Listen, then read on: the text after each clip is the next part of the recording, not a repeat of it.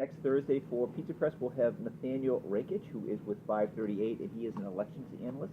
So if you are a geek or interested in the midterm results and analysis of that, or maybe the upcoming election in 2020, good thing to attend. So that's it. Now I'm going to turn it over to Michael McDonald from Bloomberg. Great, thank you so much. I put up on the screen here, this is a shameless plug for Bloomberg. This is a function, as we call it, at Bloomberg. It's a bunch of data, and it's all university endowments and how big they are. And you can see Harvard is at the top, which is why I spend so much of my time focusing on that. My beat at Bloomberg is investing. I write about university endowments and how they invest their money, as well as some other topics. So this kind of, as we say at Bloomberg, this drives the coverage. The data drives the coverage. So the topic that I've asked to speak about was what went wrong at Harvard using public documents to tell Harvard secrets. And I was chatting with my wife about this last night, and she's saying, why do you want to tell people like the secrets, like how you do, like it's like, don't you want job security? Why do you want to tell somebody how to do what you did so they could do what you did? And just a couple things on that point, because I think it is really important. It might help reinforce maybe some things that you guys learn if you're studying journalism, which is the importance of documents and documentation. It sort of can take your story to another level if you've actually got documents in hand. The second part of that is, I think you might be surprised how many public documents there are out there that can help you tell your story. It's just a matter of learning how to use them and how to read them and how to dig through them, where to find them, and how to connect them to your story. And that's kind of what I'm going to try to tell you about today, is how I used public documents to tell a story, a series of stories. And I handed around some photocopies of 3 stories that I did last year about what I call Harvard's farmland fiasco. And it was basically a series of stories that I did that talked about some investments that they made that blew up on them, very exotic investments. And we'll get into that as I tell you sort of how I got there. The story really starts a couple of years ago. As I said, I write about university endowments. I'm on this beat, and there's been a lot of turmoil at Harvard University. Has a very large endowment, very wealthy. They've had a lot of turmoil in the management of this money, and so that was a big part of my job, was to try to break news and write feature stories about what in the world is going on at Harvard University with its money management. And so I got a tip that Harvard was going to write down the value of its natural resources portfolio by $1 billion. Now, why would anybody care about that? I mean, obviously $1 billion is a lot, but the reason that really jumped out at me is that I had written about these kinds of investments that they'd made in the past, and part of the reason I really got interested in it is because I'd written nice stories about these investments that they made in the past. I wrote a very gushing profile about a previous head of Harvard's endowment who was going to do all these really interesting things around the world, buying farms and forests and all these exotic things. And so the fact that now, spin forward and I'm getting this tip about this big write-down coming, I thought it was very interesting. So I started digging into it, and I couldn't break the story. So let's see if I can pull this up. Is it still working? Yep. Let's see. Apologize here. Okay. So 2017, I wrote a story about this. Harvard endowment hit by $1 billion natural resources write-down. So what happened was the tip, I tried to break the news. Harvard wouldn't confirm it for me, even off the record. I tried to go around a couple different ways to get this information confirmed. But what happened was in the fall, Harvard put out an annual report, and in the annual report, buried in the back, was some information in their financial statement. That'll take a second to come up, and I'll scroll down to it in a bit. But basically what happened was, even though they wouldn't confirm it, something in the back of the book, as I call it, in their financial information, showed that there was $1 billion write-down in the value of their natural resources. So I used that information, I went back to them, and they confirmed it off the record, but that was good enough to write the story. They confirmed that it was the result of some bad investments. They were finally owning up to it, and they were going to write down the value of this portfolio. Now, that could have been the end of the story, but as I said, I had this interest in this story because of the fawning coverage I'd given it before, and so I really wanted to know what in the world happened, because I'd written this nice profile years ago about the head of this endowment, and she's flying around the world, and she's going to these great places, and she's buying these farms, and she's buying forests, and they're doing all these really, really exotic type of investments as part of a much bigger portfolio.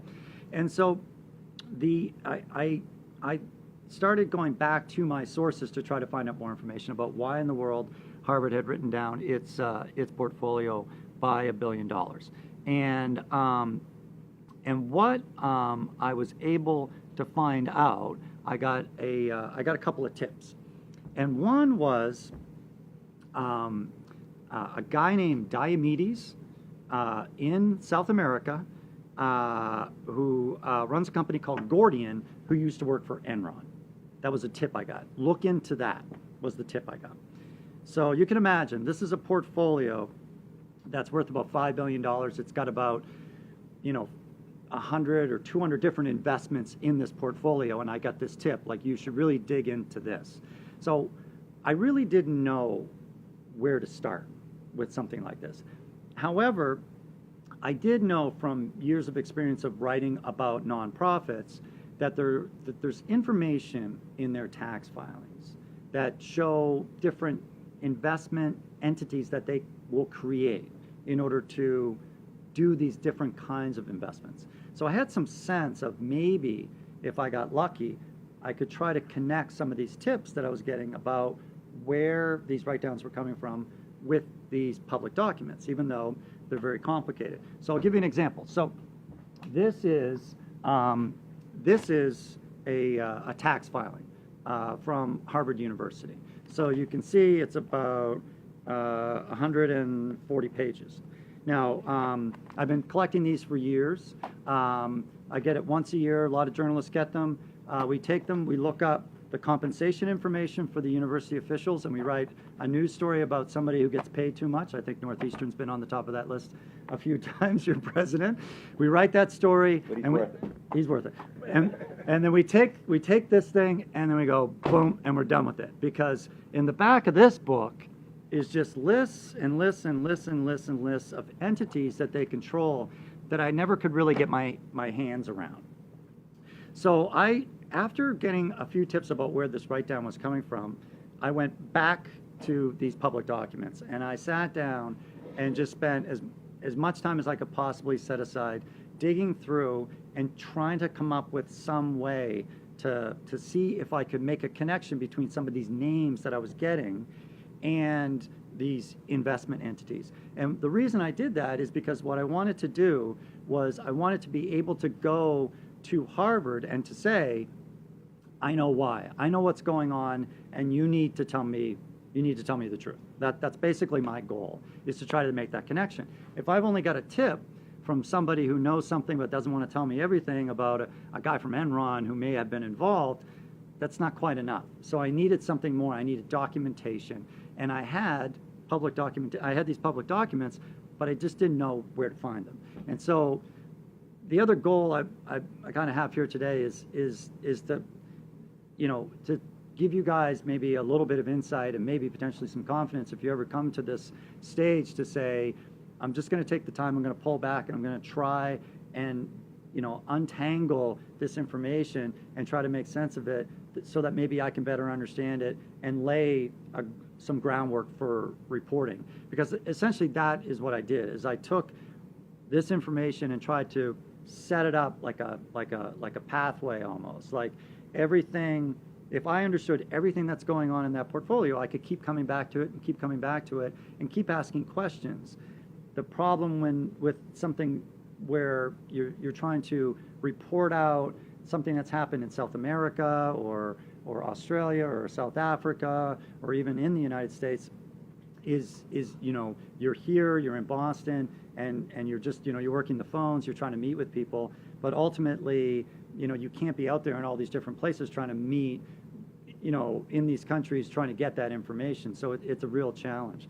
So what I did is I took Harvard's documents and I started to create spreadsheets. And the spreadsheets that I created, I'm going to pull them up, and hopefully they'll open. By the way, just quickly, Yeah. are those available on the website to investors or people who subscribe to Bloomberg? So yeah, just to back up a little bit on the 990, yeah, it's a good question. So again, so this is about using public documents to help you tell your story, right? So the 990 by law has to be made available to the public. It's a tax filing. So every year, every nonprofit has to file a tax return, just like we have to file tax returns. However, with the nonprofit, they have to be made available to the public. They can't say no if you call for them. You can get it through GuideStar, right? That's the easiest. And there are a number of services that some you have to sign up for, and some cost money, and others are free. But you can sign up for these services, and you can do searches. Let me pull that up. I've got a link here I can show you, and we'll see if it works. Bear with me. And yeah, I have the Foundation Center. So there's the 990 through the Foundation Center, which is free to sign up for. You just have to create a username and a password. But as you can see, these documents, like I said, it goes on. That's the printed copy. It goes on 133 pages.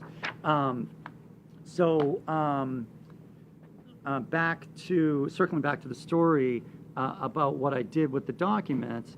So basically, what I wanted to do was, after years and years and years of looking at these things, pulling out compensation information and just basically setting it aside, occasionally flipping through it and thinking, man, there's got to be a story in there. Somewhere there's a story in all of these entities that this university has created to make investments. But what is it? I don't understand what these entities are. What do they do? What I did is I started to set up to try to recreate the web of their investment entities. And so what I was able to figure out was that Harvard University controlled Harvard Management. That was clear to me. But Harvard Management, this entity overseeing this $40 billion pot of money, had, and it's laid out in here, but I never really understood it, but they had created a series of entities that were sort of the parent companies of all of these sub-entities. And so I was able to identify them through the tax filings. And so these are the main entities that they've created to do these kinds of private investments, as they call them. Instead of buying public stocks, through a broker, they set up these and they buy land, they buy real estate, they invest in big private equity funds. These are the entities that they use. And so by law, they have to disclose certain amounts of information about these entities. And so then what I did is I kept digging, and I found out that there's actually a filing for each and every one of these entities. They are nonprofits. They also have to file. And so by going down to that next level of the web and pulling all of their filings in and bring them all, because it's a stack this big just for 1 year, what I did is I started to create these different spreadsheets that show all the entities that these entities control. And I just kept on digging deeper and deeper and deeper into this web that they had created. So you can see this is just a whole bunch of crap that you're like, what is this, right? And I had the same feeling for years as I would flip through this, like, what is all this stuff? But what happened was, and go back to the guy from Enron. So years and years ago, this guy, he works at Enron. He runs their South American operations. He loses his job when Enron implodes. He starts another company, and the story I later find out is he manages to sell Harvard on this idea that you should give me a bunch of money because I'm going to start a bunch of biofuel factories down in South America. Now, the tip I got was, as I said, basically 3 words. It was Diomedes, Enron, and Gordian. Now, I didn't know what to do with that, so I searched and I searched and I searched. And what I was able to figure out is that this guy had set up a company called Terracol. And by going through and creating this web of this spreadsheet showing this sort of these web of companies, I was able to figure out that Harvard owned Terracol, that this guy set up the company, Terracol, but it was Harvard that actually owned Terracol. And so these are all the valuations of the assets as he was developing fields that were going to go biofuels that were then going to be converted into fuel. And so Harvard was financing all this. Can I ask you a quick question? Yeah, yeah. For the students especially. Yeah. So a lot of students go into journalism because they're afraid of math. Yeah. Were Yeah. you a statistics guy and building Excel spreadsheets? Was this kind of a level that you had to be a math major, or was it something that was kind of you could teach yourself? Yeah, it's a really good question. So yeah, my background is not in journalism. So I studied economics and history, and I have a master's in economics, and so maybe I'm not as afraid. But I cheated my way through econometrics, if that makes it any better for, it was all take-home exams, or I never would have gotten through grad school. So my interest was always history, but maybe that gave me a little less discomfort with setting up spreadsheets. But I guess, my point would be, when you're doing financial journalism, if you do end up in that field, actually it doesn't even have to be financial journalism, it could be any kind of journalism. When you're dealing with large documents with lots of information, you got to find a way to sort of break it down so you can understand it. And so this is the method that I use, was just using Excel spreadsheets to try to create and show who owns what, and what does that own, and what does that own, and what does that own. So does that help? Does anybody else have any questions about that? Yeah. All these have to have audited statements too, right? These are all set up in the Cayman Islands, in Brazil, so there are no audited financial statements. Yeah, well, yes, for Harvard it is. makes it a little difficult when you're trying to report it out. So my little tiny tip that I got from a source with these 3 words basically led me to put in all of this effort to set up all of these spreadsheets so that I could really start to get a sense of the totality of the investments that they were making and try to figure out, can I tell a story? And so the story that I ended up telling, the first story that I did last year was was the tomato story, as we call it. Let me see if I get it up here. It's the first one, I think, in the book that I sent around. It's this one. So, Harvard blew $1 billion in bet. Harvard blew in bet. Well, I don't know if that's really, it's not the best headline, is it, Jonathan? On bet or whatever, in bet.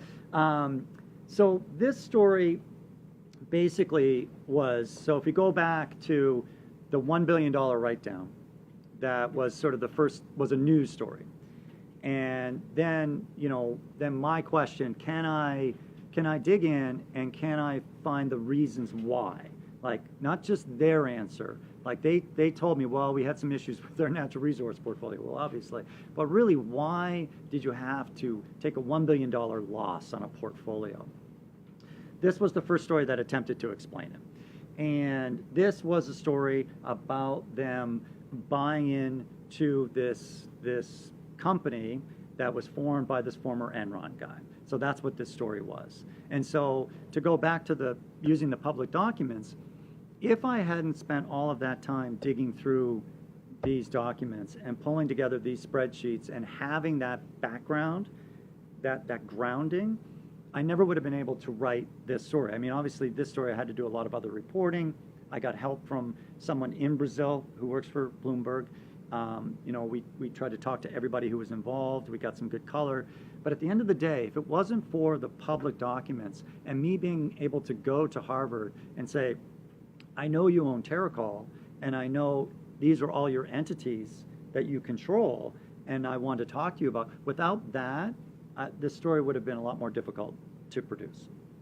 So you're going to find this ironic, but after I wrote this story, I got a telephone call from an environmental activist who had been unbeknownst to me, was doing a very similar thing in trying to disentangle all of these entities. And so we spent a lot of time talking, and he said that he was going to do, his organization called GRAIN was going to do a big report that went beyond just the Brazil mess that I uncovered, the tomatoes and all this other stuff that ended up costing them all this money. And his organization was going to write this big report about South Africa, where they had investments, in Australia, other things in South America, as well as in California. And so we worked together, and he gave me the report on embargo, the report that he did, and then I used that and, again, went back to my documentation and used some of it to go back to Harvard and talk to them about yet another issue that they were having with yet another farm that they had bought down in South America. Now, you're going to like this. It was called Caracol. So the other one was Terracol, and this one was called Caracol. So they weren't too creative with their names. But suffice it to say that we were able to uncover what were essentially a series of land disputes down in South America. And if you can imagine, there is an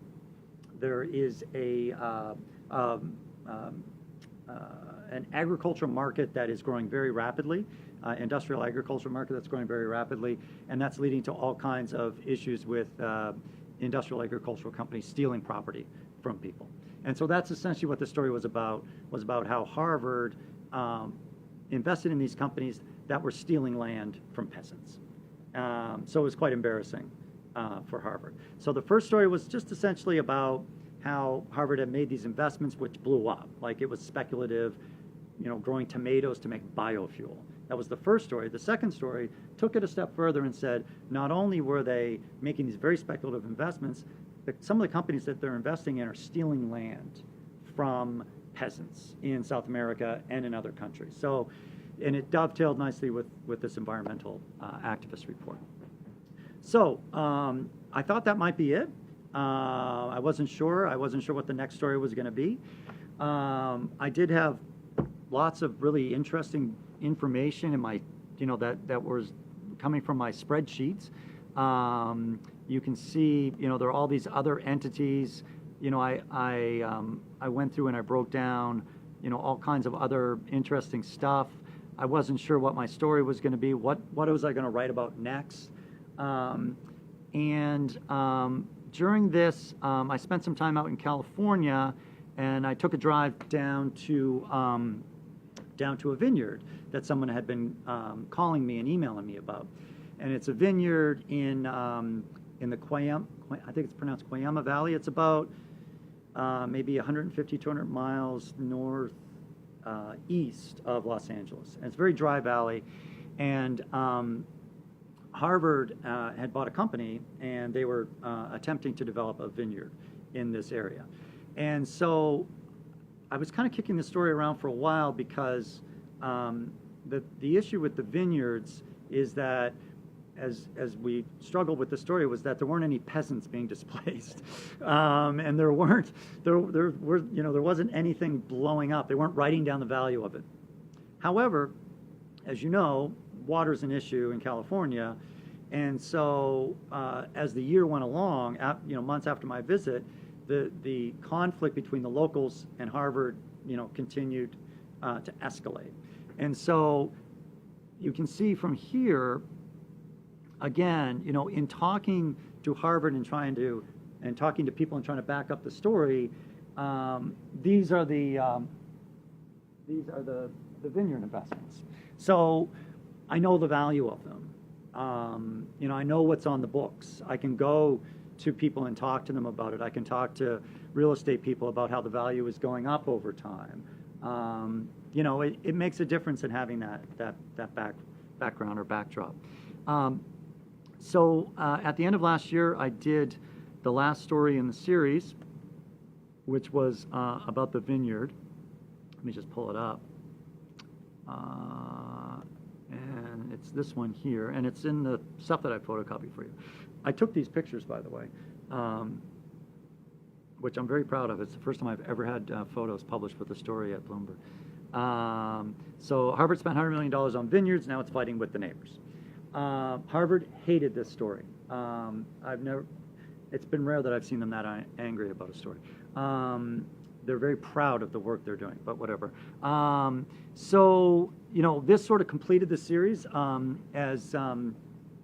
As your professors will tell you, you kind of need 3 stories to call it a series. Three things make a trend, 3 stories make a series.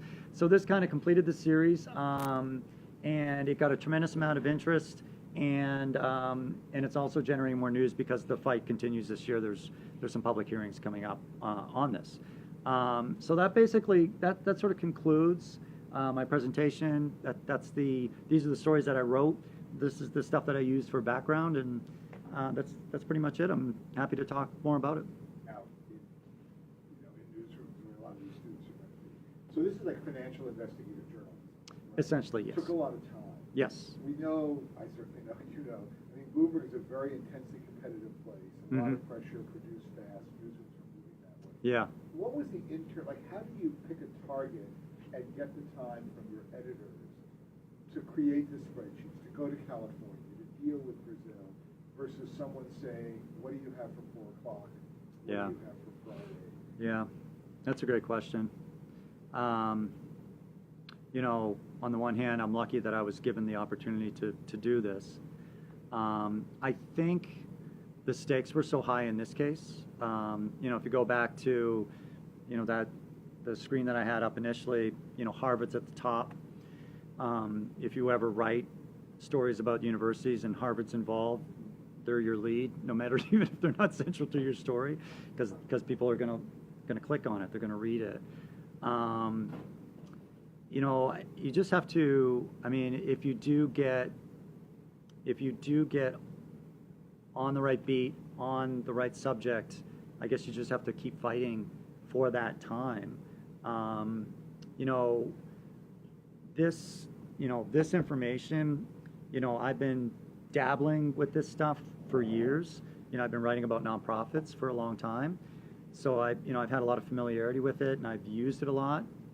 So, to have that sort of background and to be able to say, I can do this. I need the time to be able to do this. This is what I'm working with. This is what we can do. Breaking the news story initially, Jonathan, I think was huge. To say, I broke the story about the $1 billion write-down, I'm going to get to the bottom of why there was a write-down. We spent a tremendous amount of money on these stories. The second story, we hired a freelancer to fly up into the hinterlands to take photographs and to interview some of the displaced farmers. Business Week footed the bill for that. So, I guess you got to get people excited, and you got to know your shit. I mean, you just can't, I'm going to fly to Brazil and write a story. It's not going to fly with people. You really gotta have like a plan, and you got to pitch it in a way that people say, that's going to put us on the map. That's going to show that we're leading on that coverage. Yeah. So let's say and most of these students may or may not end up in financial journalism, but let's say they end up covering a town. Again, there's tons and tons of paper and all that kind of stuff. What, in a general way, should they be looking for when they, see these mind-numbing piles of documents in a town? Wow, that's so hard. I mean, it is. It's so much, especially with government stuff. I mean, one of the best reporters I ever worked with said, the reason I'm good at this is because I never throw anything away. Like, I keep everything. And it was true. Like, his desk was just like it was a disaster. But I think there's something in that. You know what I mean? Like, you just don't know when that document that you collected is going to be the key to unlocking the story. Yeah. And it's true. Don't throw anything away. Collect as much as you can. If you're doing public, government-related stuff, I mean, never be afraid to FOIA. I mean, I'm sure you guys have all heard that. Just keep FOIAing stuff until you find what you're looking for. Yeah. And, even if you don't find it, you hold on to it. You don't toss it because you don't know that, someday that's going to be the key to unlocking the story. I did, you know, for years, you know, and Jonathan can talk a little bit about this if you want. I mean, we used FOIA years ago when we were writing about Harvard after the credit crisis, when they lost a lot of money because they were speculating on derivatives, and I used FOIA to get documents that communications between Harvard and a public agency that they needed to use to sell bonds in order to cover all their losses. And we got material about, they're panicking on a Friday, and they're basically, the screaming emails, coming over